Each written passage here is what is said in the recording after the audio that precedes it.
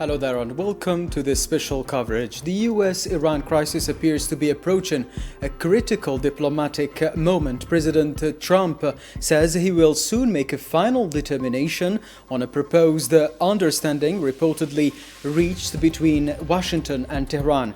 After weeks of negotiations and military tensions, according to several reports, the draft framework includes the extension of the current ceasefire and the reopening of the Strait of Hormuz, one of the world's most strategic maritime corridors. Yet Iranian officials in this context insist that no final agreement has been approved and that key issues remain unresolved. The diplomatic effort here comes as Pakistan steps up its engagement with both sides. Foreign Minister Ishaq Dar is in Washington amid all this growing attention to Islamabad's role in facilitating contacts between Tehran and Washington. At the center of our discussions, what we will do, the nuclear fire remains the epicenter, with both sides still divided over the future of Iran's nuclear program and also the conditions for a broader agreement. Meanwhile, the potential economic consequences of the crisis are drawing international concern, with major global institutions like the IMF or the World Bank warn of risks to energy markets, trade flows, and also global stability. We discuss all this and more just after the jingle.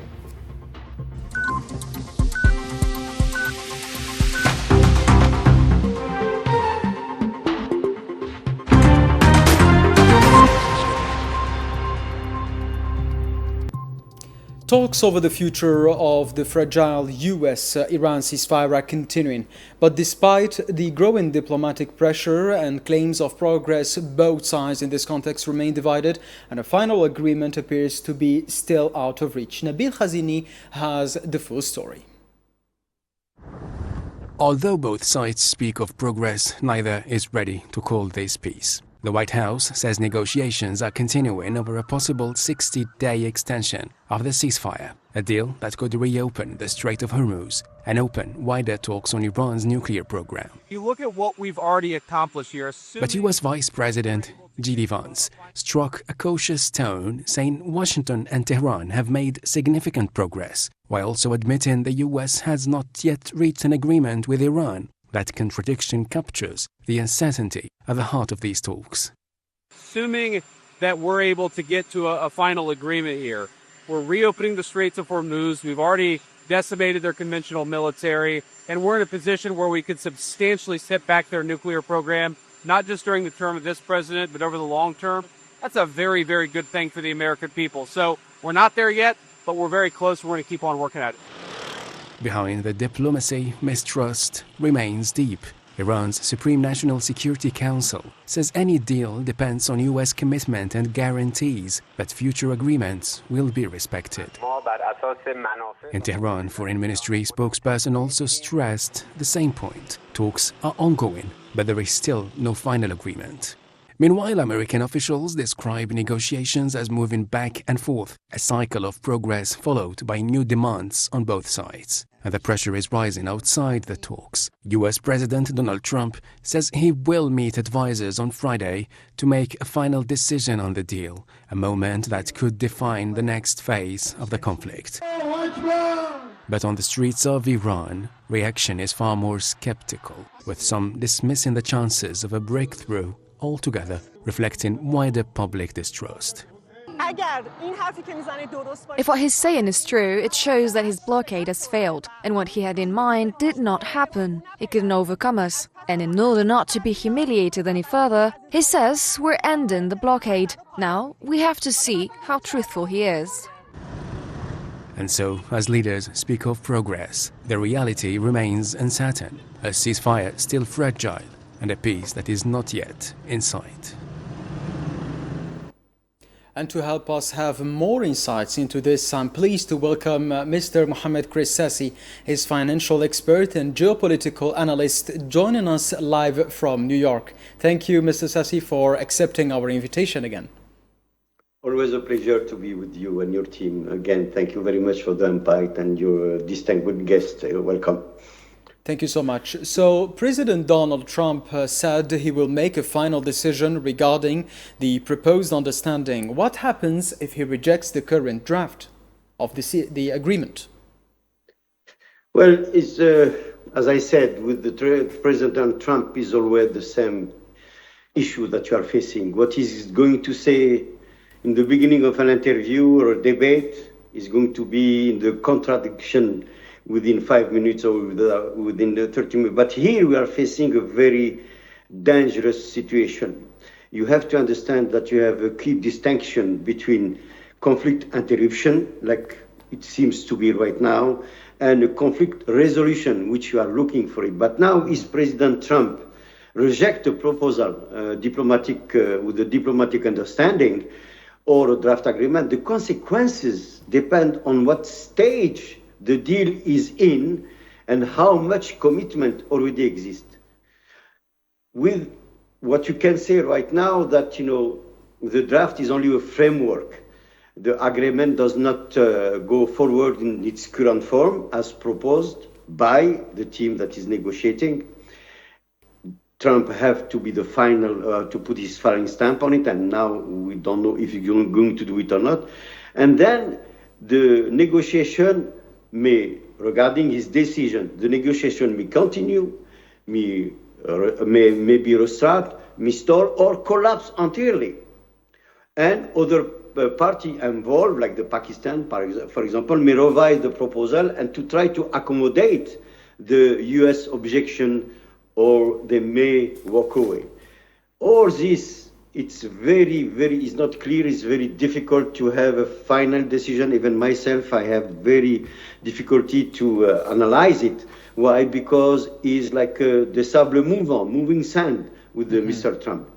He said that he's not going to strike anything, and you see what he did 3 days ago and 2 days in a row.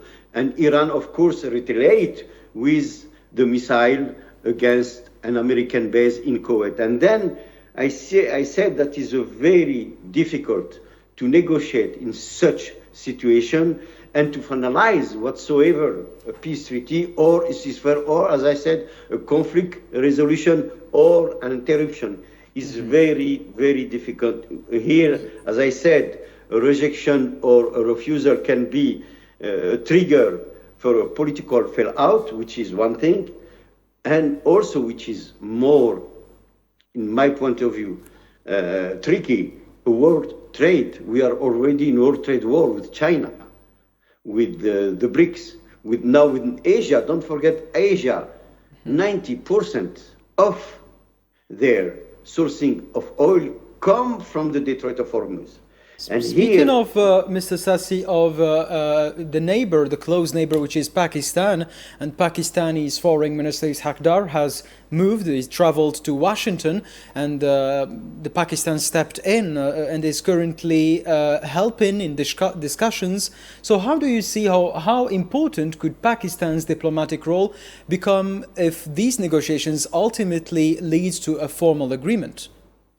Well, as I said, and you're absolutely right when you said that, the US-Iran ceasefire negotiation can turn in a formal agreement with the help of Pakistan diplomatic, because Pakistan diplomatic importance could raise substantially for the Pakistan, but also potentially becoming one of the biggest geopolitical beneficiary outside the main party themselves. Why? Pakistan is a Muslim country. Pakistan have the deterrent, the nuclear deterrent, and Pakistan have a very good relation with the United States as well as with Iran. So right now, all the report that I read, all the report that I try to analyze it, they indicate that Pakistan has been acting as a key intermediary in the back channel and formal talk between the US and Iran, including hosting, as you saw many times, and we talk about it on your show, we have a show about that, the hosting discussion in Islamabad and relaying proposal between both sides. So, as I said before, several factors make Pakistan very, very valuable in this situation. As I said, Pakistan maintains a working relation with both Washington and Tehran. It's also ties with the Gulf state, what you call the GCC, also with China. We saw that all the time. And Pakistan is giving its broader regional leverage, is a very important player in that region as well. And bien sûr, unlike the GCC, Pakistan is viewed in Tehran as less directly aligned with the US or Israel strategic goal. The Pakistani military have a very good relation, and also they have a leadership. We saw Asim Munir, he appeared to have become directly involved in shuttle diplomacy, and he's a military guy. Mm-hmm. This is what I would like to say. Again, I can resume what I said is a global... no, go ahead. Yes, so reports also suggest that negotiators have largely agreed on extending the ceasefire to reopen the Strait of Hormuz for international maritime routes. So does this indicate that there is a genuine progress toward de-escalation in this conflict between the US and Iran? Well, again and again, I'm not going to be as with a strong commitment to say that the Strait of Hormuz will reopen. Number one, the Strait of Hormuz was never totally closed. In a lot of, we have to understand that also. It's still some kind of passage, like for example, for China, for example, with Russia. The Americans, they can trumpet everything they want, but there's still some passage. Now the problem, when Trump said if Oman, when it's open, is going to ask for some quote-unquote fees. He wants even to bombard Oman, Mr. Trump. So when you have this kind of rhetoric, how can you see that is going to be a stability even when the Strait of Hormuz, quote-unquote, will be reopened? Don't forget the Strait of Hormuz was fine before this intervention, not with Iran, USA war. Don't forget it's Israel-Iran war. And I have to insist on that. You seem to not name Israel, but everything here become with Israeli. Netanyahu for the last 40 years, he was trying to convince Clinton, he was trying to convince Obama, he didn't succeed, but he convinced Trump. I don't know how, maybe he's blackmailing him or whatever it is, and I'm not a complotist. But again and again, that's a very, very tricky, and I cannot say yes, the Strait of Hormuz is going to open tomorrow and everything is going to be fine. I don't think the negotiation, the proposal that Trump wants to have is really to get Iran naked of everything, naked of the the ownership of the Strait of Hormuz, naked of the nuclear power. You have to give back his the 300 or 4 nuclear energy that they have. What kind of negotiation? Who will accept that? Knowing that Trump and the world is watching lost this war. He's trying to face saving now. Yes. He lost it. They have been now almost 2 months, always trumpeting that, the marine is finished, the soldier is finished, the nuclear power. No, they still have a missile on his base in Kuwait. And there is also the world economy, which is watching closely many pressures from around the world, from the EU, from Asia, from even the US allies, Japan, and we have seen that internal reactions inside the United States have watched these developments very closely throughout all this crisis. So what would be the economic significance of maybe a sustained reopening of the Strait of Hormuz for all these international actors? Here you are opening the Pandora box, but it's very important. This is very significant. But what can I say? It's not a Pandora box. I use the wrong word. The economic significance of what you just said, to sustain the opening of the Strait of Hormuz, goes far beyond the simply lowering the price of oil. No, because Hormuz sits at the center, as I said before, of the global energy system. The reopening will affect inflation, will affect the trade, will affect the finance, will affect the geopolitical system, the monetary policy, and in the long term, the investment pattern simultaneously. Look, the GCC now, no investment is going to go there. Now we talk about trade. We are in a world trade war because of the chaotic situation in the Strait of Hormuz. So the Strait of Hormuz function is very strategic. It's like the artery of a heart of the world economy. Around 1/5, as I said before, of globally trade petroleum and a large share of the LNG, the liquefied gas export, is from the Gulf. And they move through the narrow passage every day. They were moving every day from the Detroit of Hormuz. And a prolonged disturbance like we are living right now, therefore, it creates a system shock, while a durable reopening removes one of the largest immediate risks facing the global economy. Yes, the energy market will shift from scarcity pricing back toward fundamental. Now, I don't know what is the price today of the Brent. I think you have also mentioned the GCC countries. You mentioned the GCC countries, and there is here an important mentioning of the United States. Donald Trump has threatened yesterday to hit Oman if it cooperates with Iran. So at this stage, do you think that this relationship between the GCC countries with the United States, which has been very extended and very good throughout decades, so do you think that it will be harmed? Well, one way or another is going to be. Number one, the GCC country, they did understand that America was not there for them when the beginning of the war, they were receiving all these drones and this missile from Iran. They were expecting that America will do a better job than just staying behind and going to help Israel with the drone. That's one point. And I think they are aware of that. They are not that stupid. They spend billions of dollars because of this, in believing that America will be there when they need them. And we saw it during this war that they were not there. Now, to recover their economy is going to be very difficult. It's going to take about 10 or 20 years to put back their industry in place. That's number one. Number two, now, who is going to invest in the GCC country now? Who is going to go to Dubai? Who is going to go to Oman? Who is going to go to Bahrain when you know that what happened? And also, the security of this country was America, and the United States, they let them down. This is consideration they have to take. We call that a country risk in economy.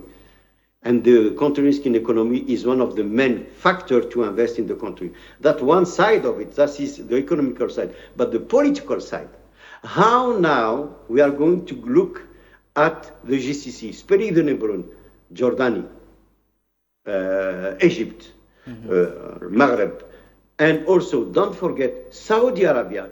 A lot of people seems to be not taking care of this very, very important point. Iran and China, they signed a treaty with who? With Saudi Arabia. Why? Because Saudi Arabia seems to understand that this protection of the America is not the one that it was looking for, and now they try to diversify. And this is very, very important. So therefore, to answer the question of the GCC is this paradise, financial paradise, investment, so on and so forth. In one point of view, as an economist and an investor, is dead. I'm not going to put my... There is also the U.S. President Donald Trump, who says that the main focus of this conflict with Iran is the nuclear program, while Iran says its immediate focus is ending the conflict and not negotiating its nuclear program. This happened just today. So how difficult will it be to separate the ceasefire track from the nuclear negotiations?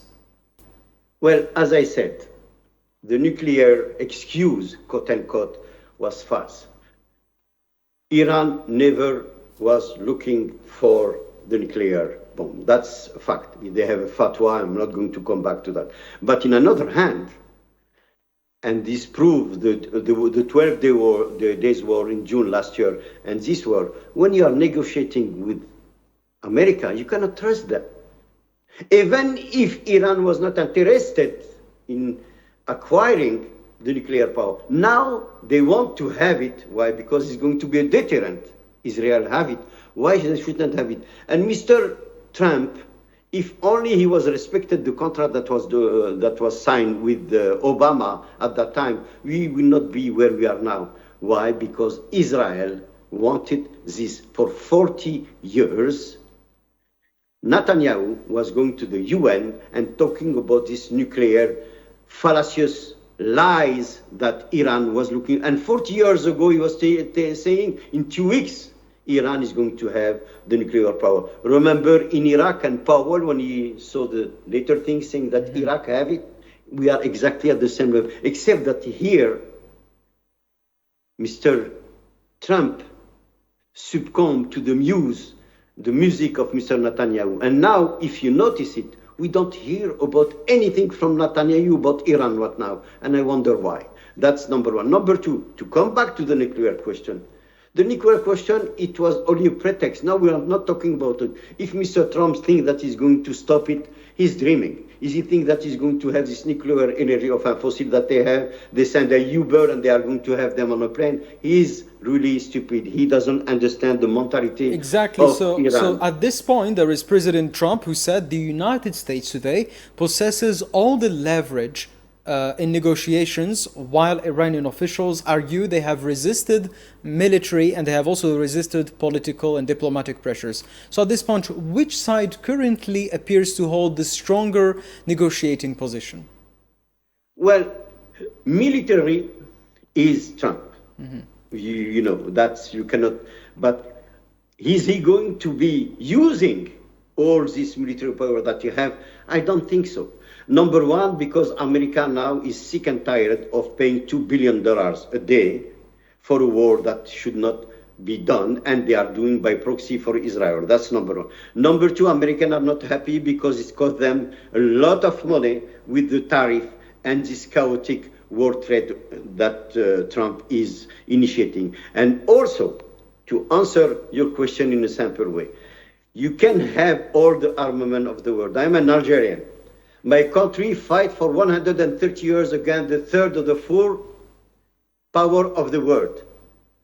And we did win after 130 years against France. Iran, let's go back to history. Since 1953, America was trying to destruct the Iran with the Mossadegh, for example, when they nationalized the oil. We're talking about 1953, they did a coup to Mossadegh to put back the Shah, which was there. The Shah was the soumission to the servitude of the American. That 1953. Then you go to 1979, when the Shah was thrown out. They have the revolution. I am not for or against the revolution. There is not the issue. I'm factual historically and economically. 1979, they went against who? Against Iran. Using who? Using Iraq for 7 years. GCC, to name them, and Iraq, all were financed.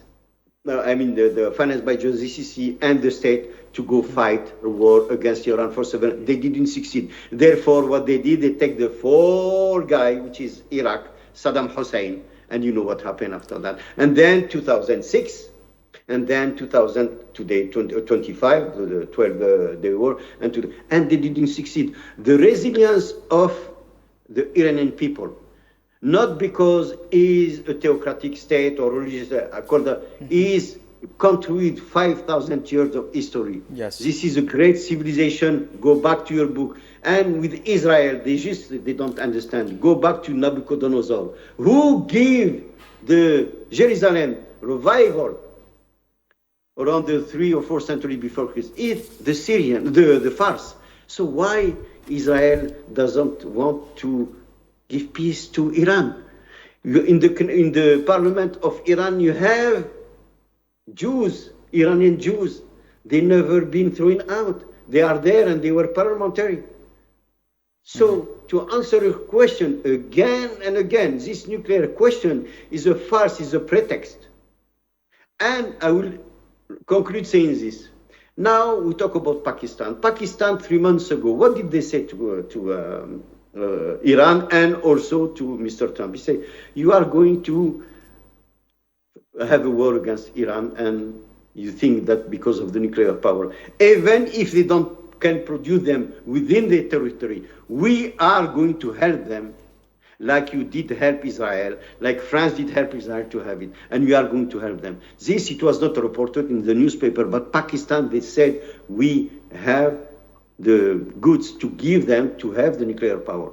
Unfortunately, we are running out of time for this special coverage for tonight. I thank you so much, Mr. Mohamed Krissasi, your financial expert and geopolitical analyst, for all your insights and your contributions. And I also thank you, ladies and gentlemen, for keeping it here on All 24 News. See you next week.